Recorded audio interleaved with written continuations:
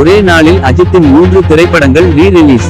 நடிகர் அஜித்தின் 53வது பிறந்த நாளை முன்னிட்டு வர மே 1ஆம் தேதி அவரது திரைப்படங்கள் ரீதியில் செய்யப்பட உள்ளன. அதன்படி அஜித்தின் காதல் மன்னன், பில்லா, மங்காத்தா ஆகிய 3 வெற்றி திரைப்படங்களும் தமிழகம் முழுவதும் உள்ள திரையரங்குகளில் ரீ-ரிலீஸ் செய்யப்பட உள்ளன. ரீ-ரிலீஸ் படங்கள் நல்ல வரவேற்பை பெற்று வருவதால் இது அஜித் ரசிகர்களுக்கு திருவிழாவாக அமையும் என்று எதிர்பார்க்கப்படுகிறது. உள் மாவட்டங்களில் மழைக்கு வாய்ப்பு. தமிழ்நாட்டின் உள் மாவட்டங்களில் மே மாதம் மிதமான மழை பெய்ய வாய்ப்புள்ளதாக வானிலை ஆய்வு மையம் தெரிவித்துள்ளது. கடும் வெயிலால் மக்கள் அவதிப்பட்டு வரும் நிலையில் மே மாதம் முதல் 2 வாரங்களில் ஈரோடு, சேலம், தர்மபுரி, கோவை மாவட்டங்களில் மழை பெய்ய வாய்ப்புள்ளதாக கூறப்படுகிறது. அடுத்த 2 நாட்களுக்கு குமரி, நெல்லை உள்ளிட்ட தென் மாவட்டங்களில் லேசான மழை பெய்யக்கூடும் எனவும் தெரிவிக்கப்பட்டுள்ளது.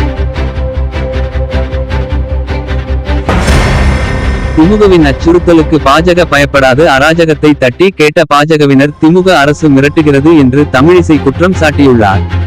தொடர்ந்து பேசி அவர் தேனாம்பேட்டையில் 13வது வாக்குச்சாவடியில் திமுகவினர் கள்ள ஓட்டு போட்டுள்ளனர். அப்போது அதை தடுக்க முயன்ற பாஜக ஏஜென்ட்ஸ் கௌதமை தாக்கியுள்ளனர்.